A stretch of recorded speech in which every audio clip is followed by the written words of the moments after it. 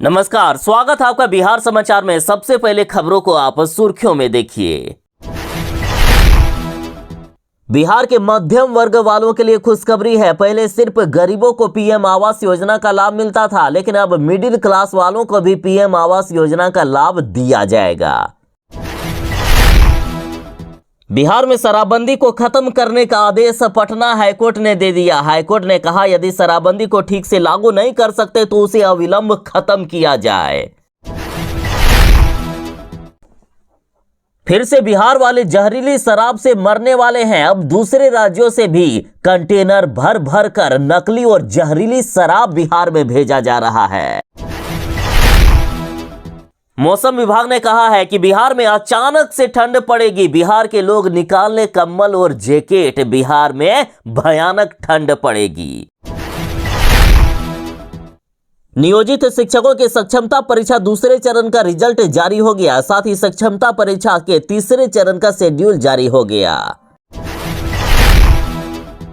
तीसरे चरण में होने वाली सक्षमता परीक्षा के लिए सारी जानकारियां दे दी गई है। आनंद किशोर जी ने बड़ा ऐलान कर दिया।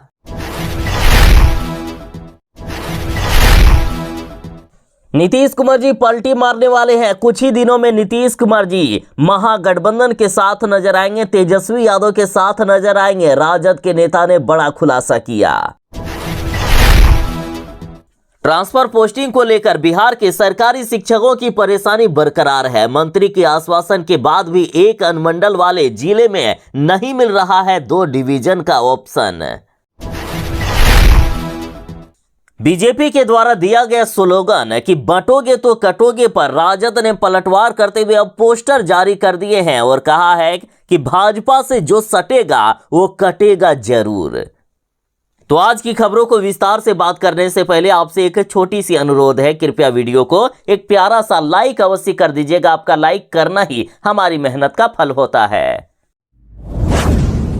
मुख्यमंत्री नीतीश कुमार जी ने शराबबंदी कानून को लागू करके बिहार को बर्बाद कर दिया है। बिहार के गरीबों को परेशान करके रख दिया है। देखिए, बिहार में शराबबंदी कानून के तहत हर घंटे 18 लोग गिरफ्तार हो रहे हैं और ये सारे लोग मजदूर हैं, गरीब हैं, डेली कमाने खाने वाले लोग हैं। इसमें आपको एक भी शराब तस्कर या शराब माफिया नजर नहीं आएंगे। यानी शराबबंदी कानून को लागू किया गया था शराब तस्करी को रोकने के लिए, लेकिन यहाँ शराब पीने वाले गरीबों को तंग कर रही है सरकार। और आप आंकड़े सुनकर चौंक जाएंगे। अब तक 8 सालों में कुल 12,79,387 लोगों को शराबबंदी कानून के तहत गिरफ्तार कर लिया गया है। जैसे ही पटना हाईकोर्ट को ये आंकड़े सामने आए, उन्होंने छानबीन की और अब पटना हाईकोर्ट ने कहा कि शराबबंदी से गरीबों पर अत्याचार कर रही है नीतीश की सरकार। बिहार में शराब तस्करी को बढ़ावा मिल रहा है। पटना हाईकोर्ट ने कहा है कि बिहार में शराबबंदी इतनी खतरनाक हो गई है कि हर कोई जानता है कि शराबबंदी फेल है, लेकिन मोटी कमाई अधिकारी और भ्रष्ट लोग कर रहे हैं, भ्रष्ट नेता कर रहे हैं, इसलिए वे शराबबंदी को पसंद करते हैं।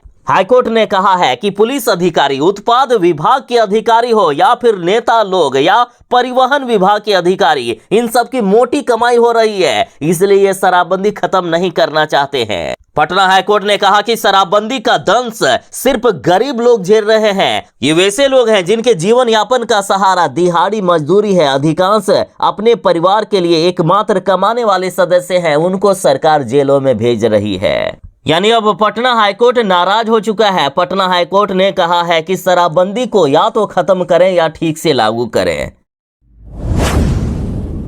अब तक सिर्फ गरीबों को ही पीएम आवास योजना का लाभ मिलता था, लेकिन अब मिडिल क्लास वालों के लिए या मध्यम वर्ग वालों के लिए बड़ी खबर है। अब खुशखबरी है कि अब बाइक और फ्रिज वालों को भी मिलेगा पीएम आवास योजना का लाभ। देखिए, पहले के नियम के अनुसार जिनके घर में फ्रिज या बाइक होता था वैसे परिवार को नहीं मिलता था आवास योजना का लाभ। साथ ही जिनके परिवार के किसी सदस्य की आमदनी 10,000 से अधिक होती थी तो उन्हें भी इस योजना का लाभ नहीं दिया जाता था। लेकिन सरकार ने अब नियम बदल दिया है। प्रधानमंत्री ग्रामीण आवास योजना के तहत अब इन मिडिल क्लास वालों को भी मिलेगा पीएम आवास।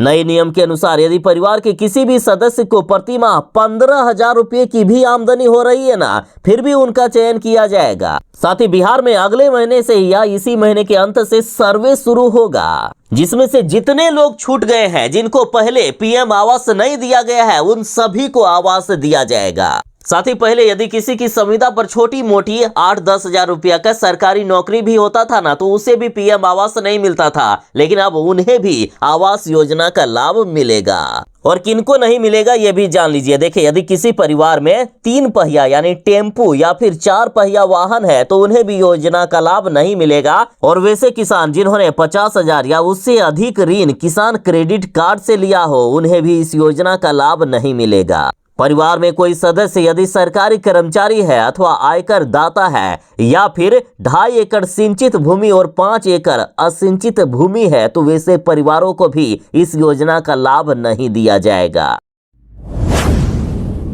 बिहार के सरकारी स्कूल के शिक्षकों के लिए बड़ी खबर है। कोचिंग और ट्यूशन पढ़ाने वाले सरकारी शिक्षकों पर अब कार्रवाई होगी। साथ ही रील्स बनाने पर रोक लगा दी गई है। बिहार के सरकारी स्कूलों में ना तो शिक्षक जींस और टी शर्ट में आ सकते हैं और ना ही शिक्षिकाएं कोई चमकदार ड्रेस में, उन्हें यूनिफॉर्म में आना होगा। देखिए, बिहार के सरकारी स्कूलों में पढ़ाने वाले टीचर यदि कोचिंग और प्राइवेट ट्यूशन पढ़ाते हैं तो उनकी खैर नहीं है। ऐसा करने पर विभागीय कार्रवाई की जाएगी और उनको सस्पेंड किया जाएगा। हो सकता है कि उनको नौकरी से भी हाथ धोना पड़ जाए। शिक्षा विभाग के अपर मुख्य सचिव एस सिद्धार्थ ने खास तौर पर चेतावनी दी है कि कोई भी सरकारी शिक्षक कोचिंग या ट्यूशन नहीं पढ़ाए। वहीं सरकारी स्कूल के बच्चों को भी स्कूल के टाइम में कोचिंग और ट्यूशन पढ़ने पर भी रोक लगाई गई है। हाँ, बच्चे चाहे तो स्कूल टाइम के बाद किसी कोचिंग में पढ़ सकते हैं। और शिक्षकों के लिए खास निर्देश जारी किया है कि स्कूल टाइम के दौरान ना तो स्कूल में किसी तरह का गाना बजेगा और ना ही किसी तरह का कोई भी शिक्षक या शिक्षिकाएं रील्स बनाएगी। यदि ऐसा करते हुए पकड़ी जाएगी तो उन्हें भी नौकरी से निकाल दिया जाएगा। नियोजित शिक्षकों के सक्षमता परीक्षा 2 का रिजल्ट जारी हो गया है और सक्षमता परीक्षा के तीसरे चरण को लेकर अब बड़ी घोषणा कर दी गई है। देखिए, बीएसईबी के अध्यक्ष आनंद किशोर ने बताया है कि नियोजित शिक्षकों के तीसरे चरण की सक्षमता परीक्षा का आयोजन भी ऑनलाइन मोड में ही किया जाएगा। नियोजित शिक्षकों की मांग थी कि ऑनलाइन मोड में परीक्षा न कराकर ऑफलाइन मोड में परीक्षा कराई जाए, जिसके बाद शिक्षा विभाग ने कहा है कि ऑनलाइन मोड में ही परीक्षा होगी, क्योंकि विभाग का यही निर्देश प्राप्त हुआ है। तीसरे चरण की सक्षमता परीक्षा के लिए 25 नवंबर को नोटिफिकेशन आएगा। 26 नवंबर से लेकर 8 दिसंबर तक फॉर्म भरा जाएगा। 10 दिसंबर तक जिला कार्यक्रम पदाधिकारी स्थापना भरे हुए फॉर्म को अग्रेसित करेंगे। उसके बाद 19 दिसंबर को एडमिट कार्ड जारी हो जाएगा और सभी विषयों की परीक्षा ऑनलाइन मोड में 26 दिसंबर से लेकर 31 दिसंबर तक करा दी जाएगी और 5 फरवरी तक रिजल्ट जारी कर दिया जाएगा। इस बार की सक्षमता परीक्षा में भी मल्टीपल चॉइस यानी ऑब्जेक्टिव क्वेश्चन पूछे जाएंगे। इसमें नेगेटिव मार्किंग नहीं होगी।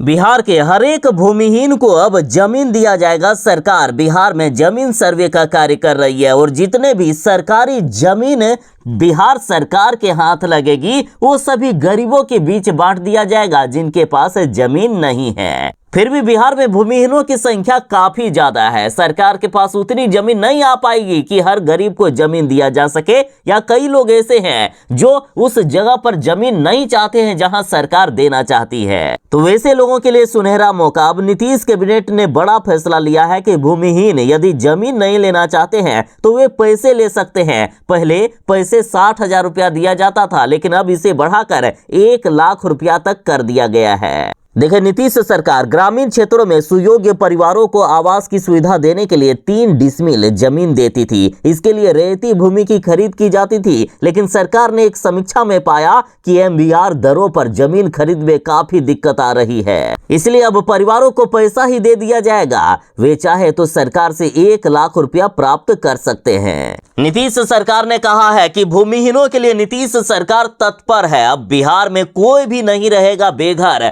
हर एक को जमीन मिलेगा। जमीन के बाद उन्हें आवास योजना के तहत आवास भी दिया जाएगा। और आप दर्शकों में भी कोई ऐसे हैं जिनके पास जमीन या आवास नहीं है तो कमेंट में अपने जिले के नाम के साथ जरूर बताएं।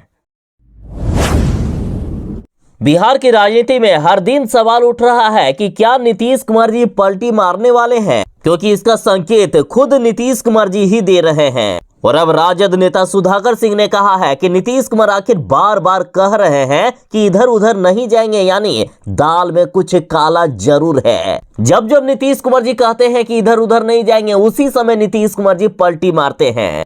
देखिए, सुधाकर सिंह ने कहा है कि जब बिहार की जनता, मीडिया, पॉलिटिकल पार्टी सवाल नहीं पूछ रही है तो फिर क्यों नीतीश कुमार जी बार बार जवाब दे रहे हैं। जाहिर है कि उनके मन में खोट है। अब वो क्या निर्णय लेंगे ये वही जाने, उनकी पार्टी जाने, लेकिन मुझे लग रहा है कि कोई ना कोई गड़बड़ है जिसकी सफाई नीतीश कुमार जी दे रहे हैं। यानी नीतीश कुमार जी जरूर से जरूर पलटी मारने वाले हैं। नीतीश कुमार जी वैसे तो हमारे नेताओं के साथ बार बार मिलते जुलते रहते हैं।